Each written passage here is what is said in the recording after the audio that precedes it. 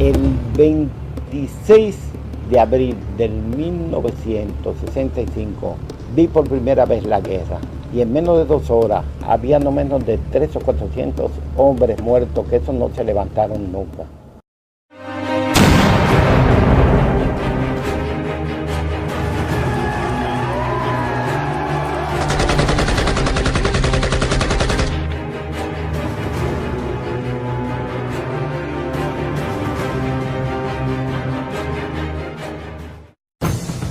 A partir del triunfo electoral del 20 de diciembre de 1962 y el ascenso al poder del profesor Juan Bosch, el 27 de febrero de 1963, comienza a generarse una serie de sucesos políticos, económicos, sociales y militares impulsados por empresarios, la Iglesia Católica, la Unión Cívica Nacional, entre otros sectores, que se oponían al gobierno constitucional de Juan Bosch. La agudización de las contradicciones y las ambiciones de poder movieron a sectores de las Fuerzas Armadas a dar un golpe de Estado el 25 de septiembre de 1963 que derrocó el gobierno legítimamente constituido del profesor Juan Bosch. El gobierno de Bosch, quien había gobernado democráticamente por 7 meses, fue sustituido por un régimen de facto, el triunvirato. Esto generó una crisis política y un rechazo de varios sectores de la población, que levantó la consigna vuelta a la constitucionalidad sin elecciones. En el momento de la revolución yo estoy seguro de que el 60 o el 70% de todas las guarniciones militares estaban de acuerdo con la vuelta a la constitucionalidad. Parece que el trabajo que habían hecho estos oficiales había surtido mucho efecto y quizás en el ánimo de la oficialidad y no solamente de la oficialidad, sino del personal militar, existía la creencia que la vuelta a la constitucionalidad era lo mejor que podía pasar.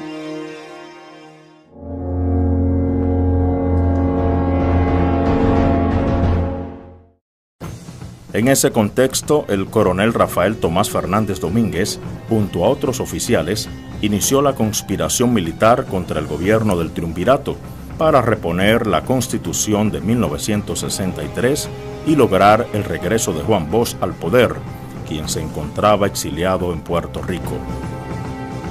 El teniente Randolfo Núñez Vargas, que estaba en el Palacio Nacional, y ya habíamos hecho un plan para el apresamiento de los oficiales que estuvieran ahí en la Secretaría de las Fuerzas Armadas y de los 2 triunviros que habían. En ese momento eran 2, eran don Henry Cabral y el señor Ramón Cáceres Troncoso. Entonces tenía todo eso planificado. Se produjo el 24 de la mañana, citaron a un grupo de oficiales de los que estaban en el movimiento, que estaban delatados, el coronel, el mayor Lora Fernández, el mayor Eladio Ramírez Sánchez, el mayor, creo que Giovanni Gutiérrez, el capitán Novoa, y en ese momento se le informó a Hernando Ramírez de lo que estaba pasando. Así comienza el movimiento.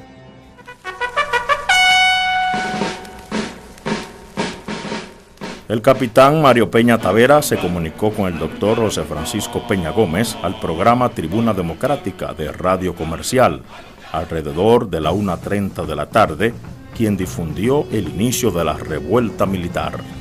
Las masas populares se lanzaban a las calles en apoyo al movimiento constitucionalista que clamaba retorno a la constitucionalidad y regreso de Bosch sin elecciones.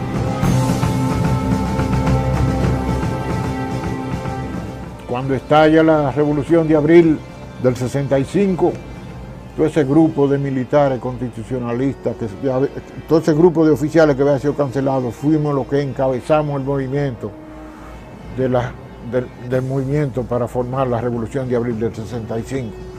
La Chapeldía, Quiro Pérez, Sanción Silverio, ese grupo de oficiales fuimos los que encabezamos las reuniones, comenzamos a fomentar y hablar con todos los compañeros para que se volviera a restablecer la constitucionalidad.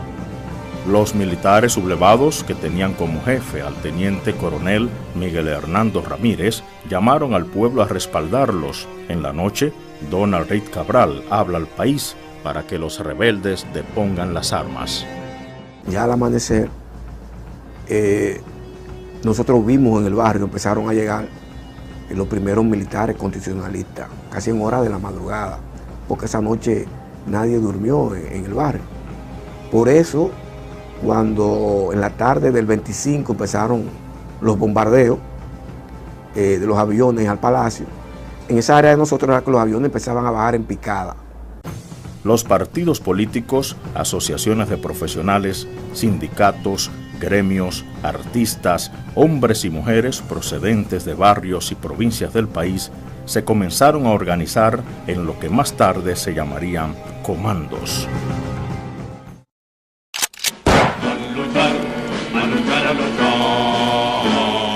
El 25 de abril de 1965, Francisco Alberto Camaño tomó el Palacio Nacional.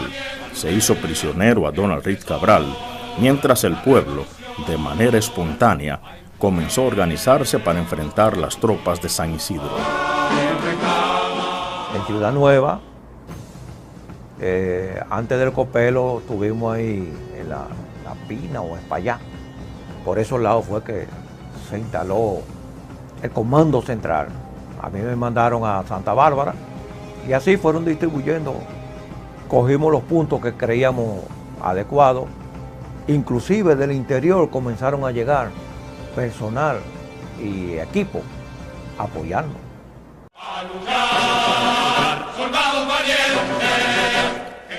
Teníamos contacto con todo el comando del MPD, sobre todo, y del PCP. El B3, el Pichimella, estaban los obreros de Poasi, el comando de la unidad de móvil y el comando de abastecimiento que estaba ahí en la Padre Villini, casi aquí en la Independencia. Y estaba el comando de inteligencia, que lo dirigía el compañero Evelio Hernández.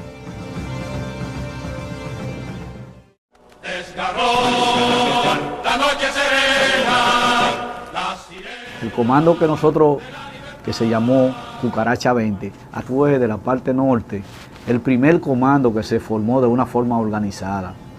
Hasta la idea y la concesión de la formación de los comandos fue ideada perfectamente. No sé de quién fue la idea, pero yo sé que el comando de nosotros estaba con funciones muy bien delimitadas.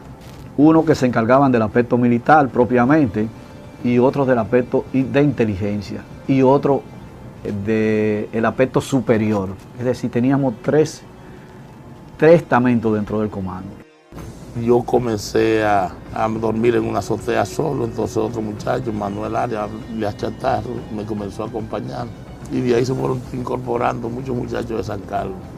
Y así dejamos constituido el comando, que eran de militantes, cuadros, militantes y simpatizantes, en su gran mayoría del 14 de junio, y del MPD, el Movimiento Popular Dominicano.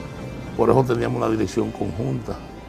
Yo representaba la parte militar del 14 de junio y Chetarro, Manuel Arias, la del MPD.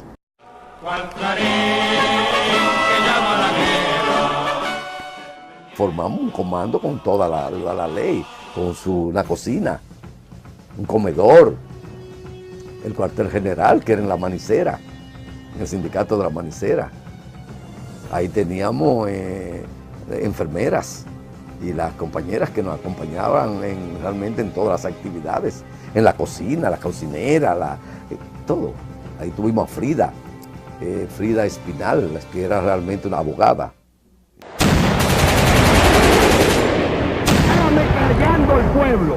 En la mañana del 26 de abril, aviones de la Fuerza Aérea Dominicana bombardearon el Palacio Nacional. Ese día ocurrió un viraje a favor del grupo de Wessing y del CEFA, principal sostén del triunvirato. La Marina de Guerra, que hasta ese momento se mantenía a la expectativa, se inclinó a favor de San Isidro.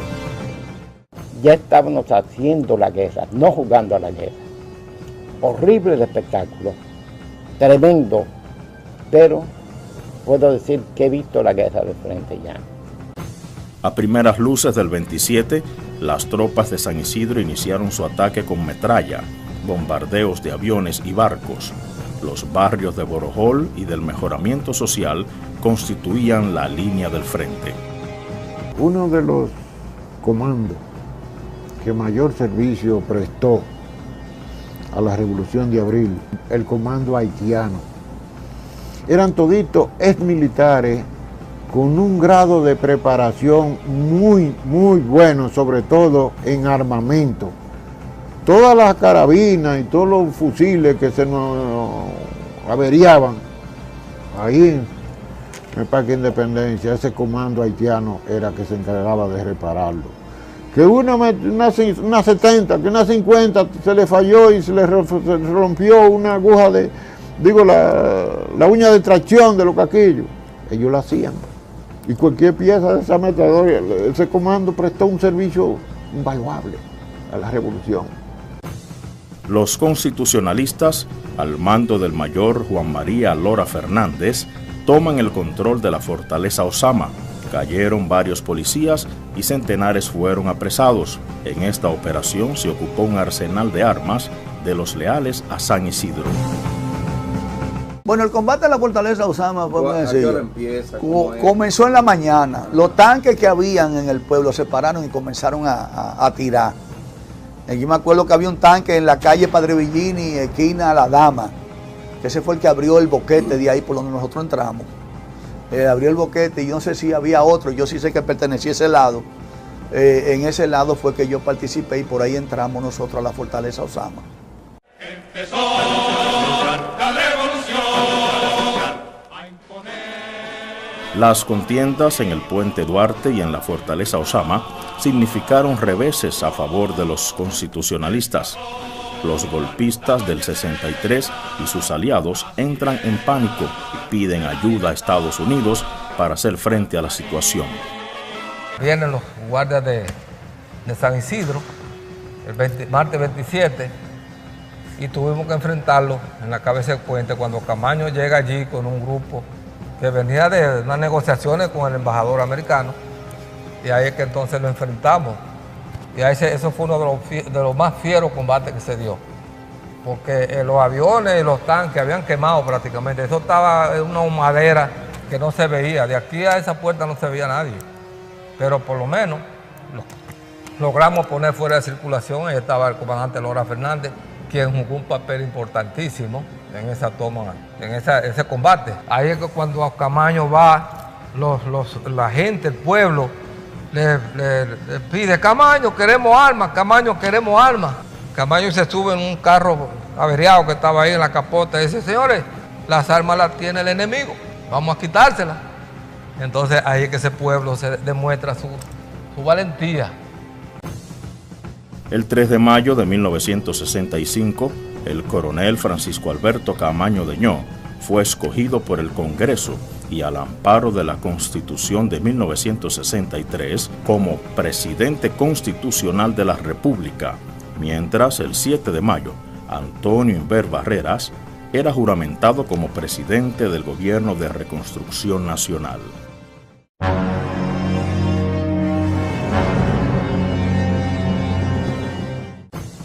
Las acciones bélicas se incrementaron a mediados de mayo, a pesar del cese al fuego. Las tropas del general Antonio Inver Barreras comienzan en la parte norte de la capital la operación Limpieza en contra de los constitucionalistas. En la operación Limpieza, a lo que ellos más le hicieron daño fue a la población civil inocente, porque el CEF entraba, aún siguiera acabando con todo lo que encontraba. El 19 de mayo, el líder rebelde, coronel Fernández Domínguez, con un comando constitucionalista, intenta tomar por asalto el Palacio Nacional, en ese momento en poder de las tropas del Gobierno de Reconstrucción Nacional. En su avance fueron sorprendidos por francotiradores norteamericanos.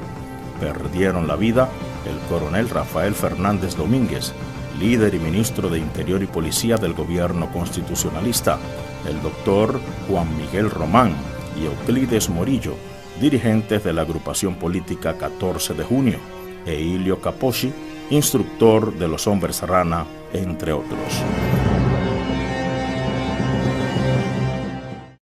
Luego al otro día, pues con mucha tristeza, bajamos al Padre Villini, donde encontramos los cadáveres de los compañeros que murieron ahí. Yo pude ver los cadáveres de Juan Miguel, de Fernández Domínguez, de todos los compañeros que cayeron ahí, que cayeron alrededor de 6 compañeros ahí, que estaban en la morgue del Padre Villini. A principios de junio se produjo una tregua humanitaria breve y una ratificación de la resolución americana de mandar el comité ad hoc de la OEA para comenzar las conversaciones y alcanzar un acuerdo.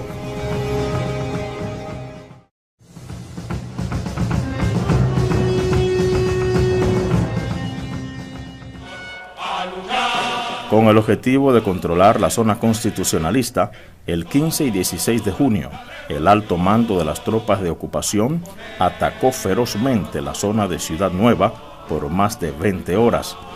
Aunque no lograron sus objetivos, las tropas norteamericanas avanzaron y arrebataron 40 cuadras del control rebelde. Ante esa embestida es que el país se organiza. Yo recuerdo a las mujeres, las muchachas, en las unidades motorizadas, camionetas, jeep, con parlante, llamando a las armas. Compañeros, a las armas. Compañeros, llegó el momento de enfrentar al invasor. Eso fue lo que ocasionó que la mayoría del pueblo se movilizó y entonces ahí se enfrentó el pueblo contra los americanos, ya no con los guardias, que era el enemigo común de nosotros, sino con los americanos.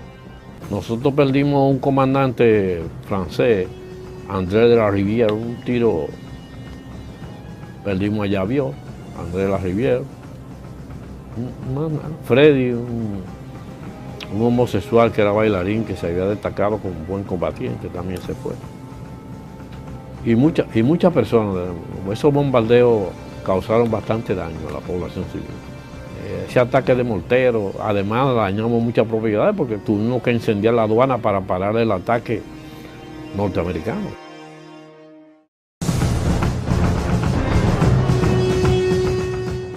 Las mujeres participaron activamente en la guerra. Yolanda Guzmán, fusilada por el CEFA durante la revuelta de abril, fue una de las primeras víctimas. Pero las mujeres fueron un soporte muy valioso y que a mí, como uno de los jefes grandes de la revolución, me toca agradecer sobremanera y enaltecer a la mujer, que no solamente sirve para cocinar y guardar el hogar, sino que sirve para defender la patria, como lo hicieron mucha gente de este pueblo en la Revolución de Abril. Las mujeres, además de realizar las tareas domésticas tradicionales, asumieron labores de comunicación, instrucción cívico-militar y de suministros de materiales de manera clandestina.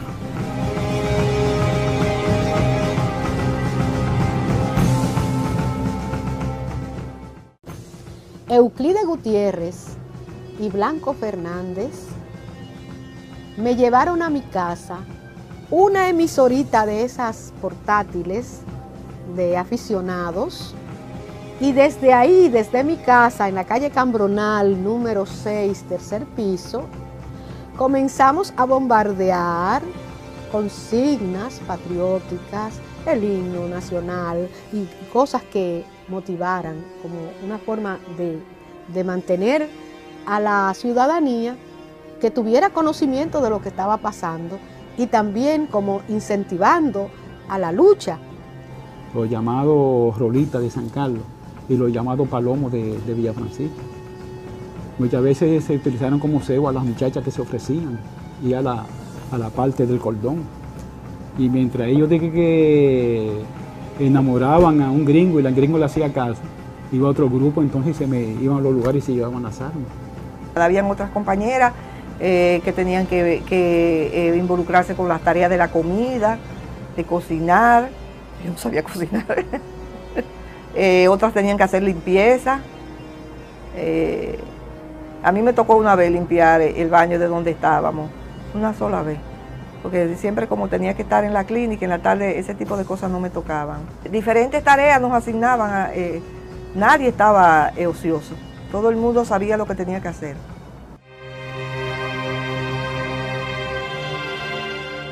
Yo vi hombres partidos, vi secciones de hombres en un sitio, y como yo mucho, eso produjo, yo puedo decirlo con suficiente veracidad, si se me permite, que nosotros sufrimos una deserción de un 80%, más o menos, con razones, porque no todos fuimos entrenados.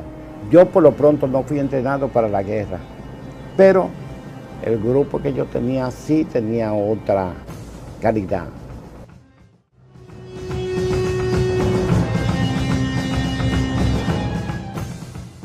Se inició un largo y tortuoso proceso de negociación para una salida política al conflicto, que se prolongó hasta septiembre, momento en que se firmó el Acta de Reconciliación, que puso fin a la guerra.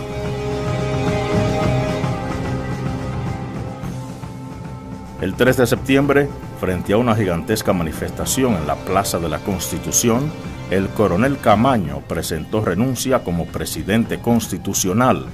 Comienza entonces su mandato Héctor García Godoy como presidente provisional para gobernar el país durante un año y llamar a elecciones el 1 de junio de 1966. Se puede decir que el acta institucional estuvo condicionada. Se puede decir que el acta institucional no se plantearon las reivindicaciones que hubiese deseado los constitucionalistas. Lo que sí se consiguió indudablemente fue que el verdadero reconocimiento se le hizo al movimiento constitucionalista y no al gobierno de reconstrucción nacional.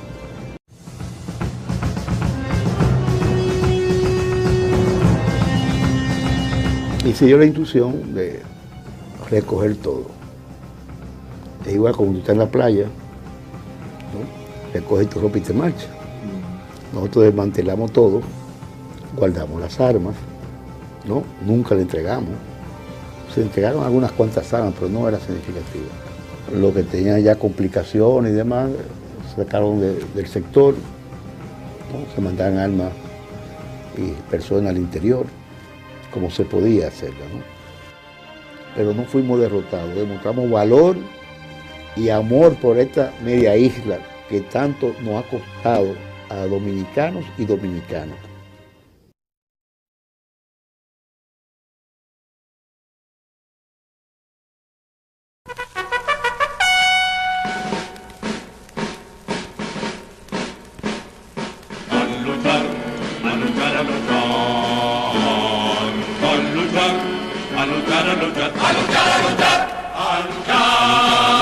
Soldados valientes, que empezó la revolución a imponer los nobles principios que reclama la Constitución. Desgarró la noche serena, la sirena de la libertad, cual clarín que llama a la guerra.